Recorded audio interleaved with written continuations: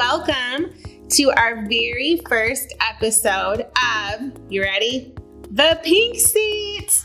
And I am so glad to have each one of you here joining in with me. My name is Susie, and I have been so excited for this opportunity to every week bring you something new, something interesting, something encouraging and inspiring, and something practical that you can take away with you. And in case you haven't figured it out yet, this show is specifically designed for women. So guys, if you're watching, you're more than welcome to stay tuned in. But if there is a wife, a sister, a daughter in your house, go grab her and let her know that we are here.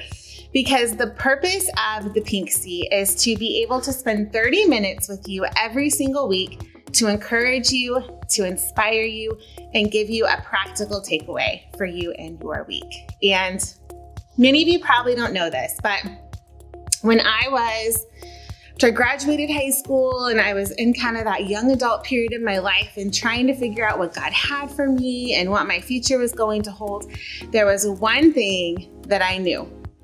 I knew that I did not want to be a leader of women's ministry. I had no passion to do that. In fact, I kind of thought the whole thing was kind of weird.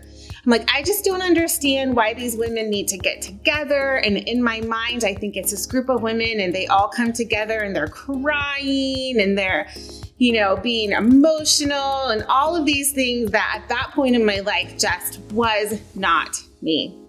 But as time went on and I got married, I had my first baby, I realized how much I desperately needed the support of other women in my life. And that's what women's ministry is all about. It's about supporting each other, helping each other find who they are, what their calling from God is, and how they can live out that calling in a way that honors God and pleases Him. So here's one of the really fun and exciting things about the Pink Seat. Every week, I'm going to have a different woman join me for this episode, for this show. So this week, it's just me. It's our very first one. And I did that intentionally because I wanted to have the time to share with you a couple of personal stories from my own life. But next time we'll be back, I'll have a guest with me.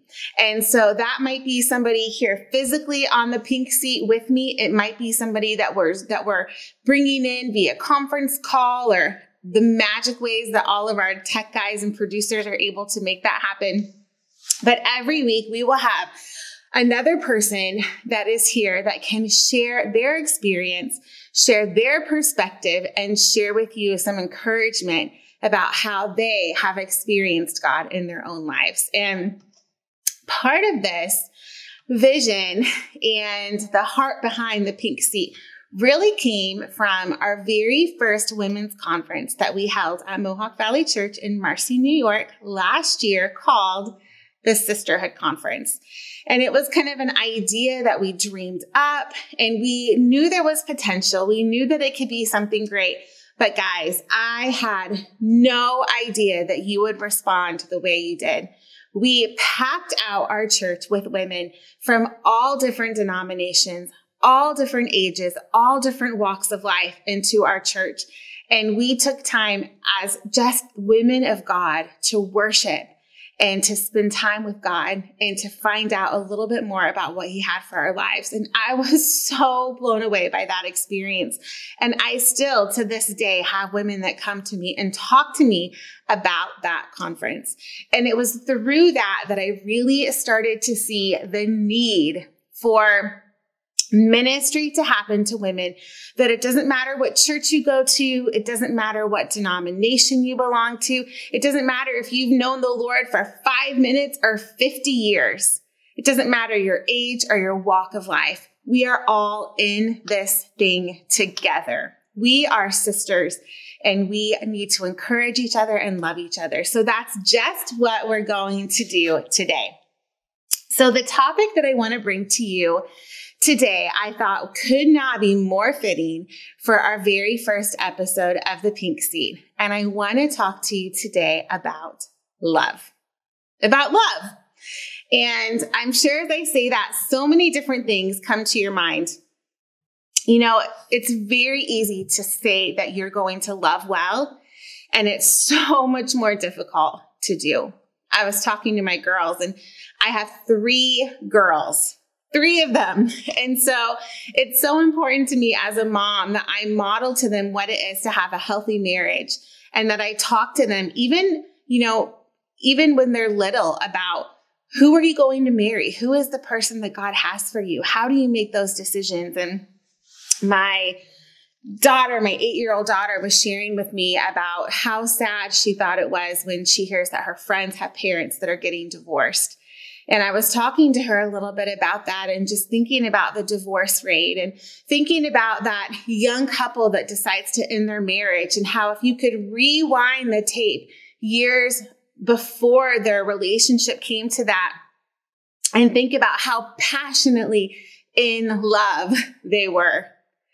You know, it's much easier to say that you love somebody than it is to actually do it. And I want to share a quote with you. It's in this book called Emotionally Healthy Spirituality by Peter Scazzero. And it's kind of just a little story that he tells. And he says, in Dostoevsky's novel, The Brothers Karamazov, a wealthy woman asks an elderly monk how she can know if God exists. He tells her, no explanation or argument can achieve this, only the practice of active love. She then confesses that sometimes she dreams about a life of loving service to others. At such times, she thinks perhaps she will become a sister of mercy, live in holy poverty, and serve the poor in the humblest way. But then it crosses her mind how ungrateful some of the people she would serve are likely to be. They would probably complain that the soup she served wasn't hot enough, or that the bread wasn't fresh enough, or the bed was too hard. She confesses that she couldn't bear such ingratitude. And so her dreams about serving others vanish. And once again, she finds herself wondering if there is a God. To this, the wise monk responds, and this is what I want you guys to hear from the story. It says, the wise monk responds, love in practice is a harsh and dreadful thing compared to love in dreams. And for any of you that have lived some life, that you have some life under your belt, so to speak, that probably resonates with you. That when you're younger and you're just starting out in life and in adulthood, and you have all these dreams and imaginations and vision of what your life could be and how well you're going to love. But it doesn't take long for life to get in the way and to realize that true love isn't like what it is in a dream. It can be hard. It can be messy. It can be tough. I want to share a quick story with you and take you way back to when I was 16 years old. Now, let me paint a picture for you. I'm 16. I've been really, really involved in my church for about 3-4 years at this point. I'm doing everything I can. I go to my youth group. I join the church choir. Do you guys remember when there were choirs in churches? I joined the church choir. I was at all the prayer meetings. I was doing everything that my young 16-year-old heart could think to do that would be pleasing to God as a way to serve him. And it was in that time in my life that I developed a crush on a boy. Now, you guys maybe remember what it was like to experience your first love. And like I said, I was 16 years old, and this boy wasn't just any boy because he was brand new in our church. And the church I grew up in was really small. The town I lived in was only 3,000 people. The church was a small church. My youth group was a pretty small youth group. And so when somebody new came into the church, it was a big deal. Do you guys know what I'm talking about? Have you experienced that? It was a big deal. Like, we knew this family was moving in from another state, and we were all really excited because we knew there was a teenage boy coming. And to sweeten the pot a little bit more, it wasn't just any teenage boy. It was my youth pastor's younger brother. So let me just tell you, all the girls in the youth group already had their eye on him before they even met him, right? Do you guys know what I'm talking about? And so they moved into town, and I can't remember what the time period was, but we started dating. This boy and I started dating. And it wasn't long before we fell in love. We fell in love. And looking back on that time in my life, you know, there is definitely something called young love. And even now, looking back with, you know, many years of perspective, now I can still see I truly did love him as much as I could at that young age in my life. So much so that we decided at, I think I was 16 and a half, to get married. And we didn't just decide to get married. We talked to our parents, we talked to our pastors, and we got engaged. So here I am. I'm 16 years old. I'm about to go into my senior year of high school, and I'm engaged to be married. And I really thought this was the right plan for my life. And I remember we had a special speaker at our church, and I don't remember exactly what happened, but a bunch of us went out to eat after, and the pastor that had been speaking, the special speaker at our church that morning, he didn't know us, right? He didn't know our story. He didn't know our history, but we ended up chatting at lunch after the church service. We were at Dairy Queen, and I remember that because the small town I grew up in only had 2 restaurants, guys. We had Dairy Queen and we had Pizza Hut, and that was it. And to this day, I still love Pizza Hut. My husband does not understand it. He does not accept it. He rejects my love of Pizza Hut. We've lived in places with great pizza, guys. We've lived in Chicago, phenomenal pizza. We live in New York now. Everyone knows about New York style pizza. Guess what? I still like Pizza Hut. It's never going to change. So we were at Dairy Queen and we were all chatting. And we started to tell him, I don't know why, what he asked us, but basically we told him that we were getting married. And this man, I remember so clearly, he looked at me and he asked us, why are you getting married? And you guys know at Dairy Queen how they have like the booths, or like even a lot of fast food restaurants, they have like the little booths you sit in. So if you want to talk to the person behind you, kind of like do this and lean over. So this is what we're doing. We're sitting here leaning over, talking to this pastor who's visiting right behind us. And he's saying, so why are you getting married? And we said, well, because we're in love. We love each other. And he said 3 words that I will never forget. He said, what is love? And I sat there like, just stunned at such a simple question that I had no idea how to answer. And my mind was racing, and I was trying to figure out, how do I put into words the way I feel about this boy, that I want to spend my life with him, that I want to get married to him. But everything I wanted to say sounded so silly. It sounded like it just would have fallen flat on the floor. And so I just sat there in silence with nothing to say. And he looked at me right in my eye, and he quoted 1 Corinthians chapter 13 that says, love is patient, love is kind. And he went through the entire verse, and I don't know what it was that happened, except for the presence of the Holy Spirit, that when he quoted that scripture to me, in my heart, I knew that I was not supposed to get married to that particular boy. And I share that story with you today because we often have a misconception of what love really is. We don't know. We think we know. We watch movies about it. We imagine and fantasize what it would look like to have a perfect marriage or mother perfectly or experience this kind of amazing love. But when it comes down to it, love can be so much more difficult than what we really think it is. And we probably know the story in Luke chapter 10 of the Good Samaritan. But it's in that chapter, I just want to read a little portion of it to you, that Jesus is talking. And the Bible tells us in Luke 10 that an expert in Moses' teaching stood up to test Jesus It's so interesting that it says an expert in Moses' teaching. He was basically a religious leader. He thought he knew everything he needed to know. And he stood up and he was trying to challenge Jesus. And he's asking him, what is the most important thing in the law? And Jesus said this. He says, love the Lord God with all your heart, with all your soul, with all your strength, and with all your mind, and love your neighbor as you love yourself.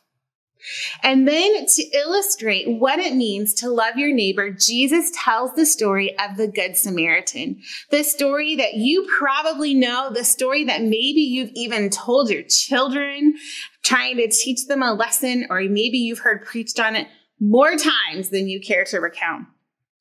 But we hear the story about a man, a traveler, who is walking down the road and who is basically, he's jumped. A guy jumps him. He beats him, he strips him, he leaves him for dead. And what comes to follow is that 3 different people pass by this man, and only one person, the one person stops to help him. The priest rejects him, keeps going by. The Levite comes, keeps going by. But a Samaritan stops and helps the man that day. And I love this story because it's such really a true example of what love looks like.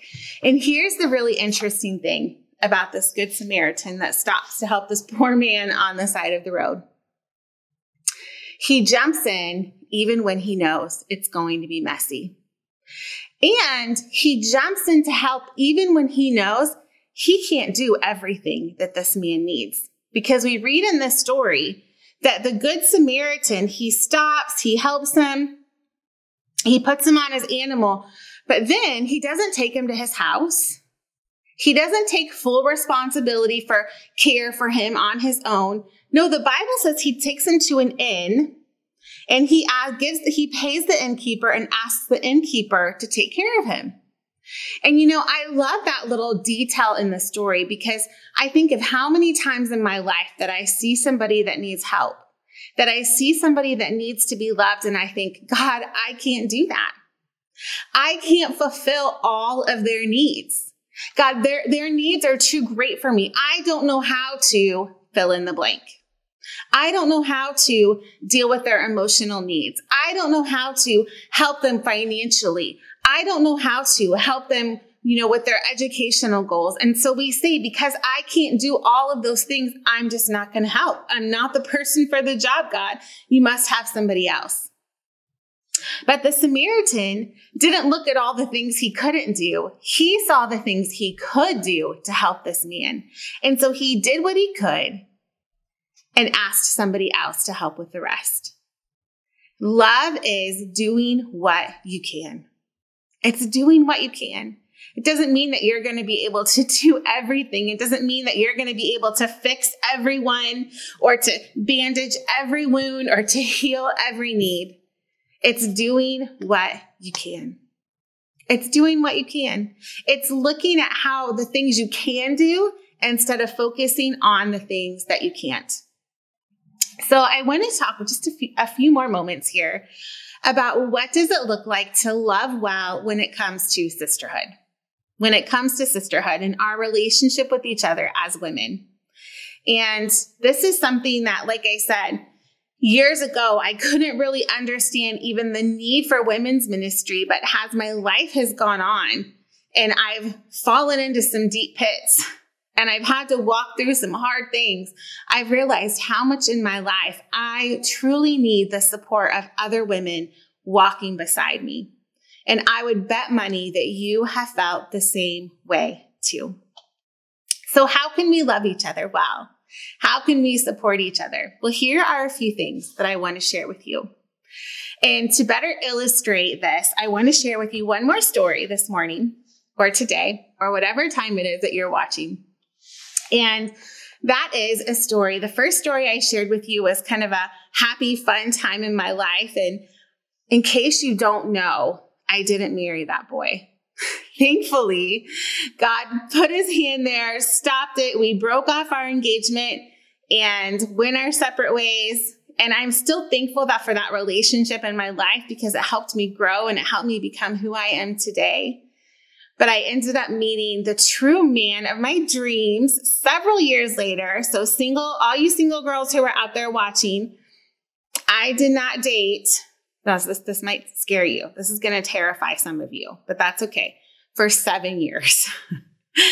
For 7 years, because I knew the vision of the kind of person that God had put in my life that I wanted to be with. And that's how long I waited to meet my husband, Mike, who every single day I am thankful for. And I know without a shadow of a doubt, he is God's gift to me. That being said, he still isn't always easy to love. Just like I am not always easy to love. Marriage is hard work. Love is hard work. It's messy, but it's worth it. And after Mike and I were married, we had 2 beautiful baby girls, and our oldest daughter, we had her, and then it took us about 4 years later until we had our second baby. And it wasn't for lack of trying. We wanted to have children close together, but it just didn't work out for us. And a couple different things happened. I ended up having to have surgery. I had a fallopian tube removed, and it just took us a really long time to get pregnant. And so after our second baby was born, another perfect little baby girl, we were kind of in that honeymoon stage of enjoying her. And it was only 4 months after she was born that I found out that I was pregnant again. Now, this alone was a miracle that we conceived so quickly, because it literally took us years to get pregnant. And so we, months later, found out we were pregnant again. And when our third baby girl was born, Brooklyn, we found out just months into her life that she has a genetic syndrome called Phelan-McDermid syndrome. And when I discovered this information, I did what any mother would do in the age of technology that we live in. I Googled it right away to find out what this would look like and what her life might look like. And we realized right away that her life was going to be very, very different from her sisters. She was still perfect. She was still our perfect little girl, but her life was going to be very different. And we found out that kids with her syndrome face a number of developmental disabilities. They have a lot of cognitive impairment, but we found out the number one thing that is impacted by kids with Phelan-McDermid syndrome, apart from their cognitive ability, is speech. And so that was something that was really, really difficult to handle. It was difficult to know just that the unknown of what our lives would look like, of what our future would hold, and of who our little baby girl would become and what she would and wouldn't be able to do. And so, of course, your mind tries to make you think of the worst that could possibly happen. But we knew there was a chance that she would never talk. We knew there was a chance that she would have to spend her entire life with someone caring for her. So Brooklyn today is 8 years old, and some of those things still are true for her. She still has never spoken a word. She needs a lot of assistance just with day-to-day activities. So bathing, feeding, getting dressed, all of those things she cannot do without help from myself or my husband, one of my older girls. The reason I'm telling you this story is because when I think about a time in my life that I needed to be loved, that is the very first thing that comes to mind. After we got Brooklyn's diagnosis, there was a period of time for probably about 2 years that was a very, very dark place for me. And I remember feeling like there was just darkness all around, and that you hear the expression, you see the light at the end of the tunnel. I understood where that expression came from, because when I thought about my life and I thought about Brooklyn's life, I saw no light. Now, to put things in perspective, my husband was a youth pastor at this point. I was staying home with our kids, but I had spent many years being a pastor and knew that God had called me to ministry. Yet still, I saw no light. And it was in those moments, it was in those weeks and months and even years that followed, then that I realized there were a few things that I needed for friendship. The first one is this: I needed friends that would listen without judging. I needed friends that would be able to listen to me when I said, hey, this is what I'm dealing with. This is what I'm struggling with. These are the questions that are floating through my mind. I know that I've been serving God since I was a little girl. I know that I'm a pastor and I'm not supposed to have these questions, but right now I feel like, does God even love me? I realized that I needed a friend that would be able to hear those things and listen to those things and love me through it. The second thing is this. I needed someone that would listen to me without trying to fix my problems. Now, women, most of you have probably experienced this. Those of you that are married, I actually just told Mike, about a week ago, we were talking about something. I was sharing something with him and I said, I don't want you to fix this. I just want you to hear me out and just to listen. Especially dealing with a daughter with special needs. There were a lot of challenges along the way. And there were often times that I would tell my friends, I'm just so frustrated. We're having problems with this or with that. I remember Brooklyn, we could not teach her how to drink out of a cup, even with a straw. And so she drank out of a bottle until she was 4 years old. And let me tell you, I've never hated bottles so much. We would find them all. She would throw them on the house. And when she got older, normally kids are losing their bottle when they're around 1. And there's good reason for that, because as she got older, she would take her bottle and the nipple, she would pull on it with her teeth and bite the whole nipple off. So we would find a bottle with milk dumped out. I remember in her bedroom, I'd have to pull her crib out and just deep clean the carpet because there would be milk, curdled milk spilled. We hated bottles, but I needed somebody in my life that I could just sit down with and say, this is what's really hard with her right now, without saying, have you tried this? Or what if you do this? Or how about this? Because here's the thing that we don't realize. Sometimes, now if somebody asks you for help, that's different. If they're asking you for your opinion, but sometimes when you give your opinion on things that aren't wanted, the other person can feel like they're not good enough. They can feel like they don't have it together enough. They're not doing it well enough. And it can really come kind of as a loaded, with negative intentions. And I knew that was never anyone's intention, but I really valued the friendships in my life, that they would just listen without trying to fix it.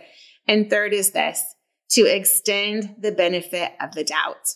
And all that means is that if somebody's late, that you would give them the benefit of the doubt. If somebody handles a situation differently than you would, that you give them the benefit of the doubt. So ladies, thank you for sticking with me. I want to challenge you as you go throughout your week to really make sisterhood a priority. Make loving well a priority. So this is what I want you to do. My challenge for you this week, and every week we're going to end with a simple challenge, is to call one person. Just one person. Somebody maybe that is a friend that you haven't talked to in a while. Maybe it's somebody that you talk to often. But to find one person that you can call and say, hey, I just want to let you know that I love you and I'm here for you. And put into practice those 3 things that I just shared with you. Listen without judgment. Don't try to fix it, and give them the benefit of the doubt. It's not easy to love well. It's not easy. It's going to be difficult. It might be painful sometimes. It might be messy sometimes, but I promise you it's worth it. Thank you so much for joining me for my very first time being on the Pink Seat. I appreciate and love you guys so much, and I hope to see you back here again soon.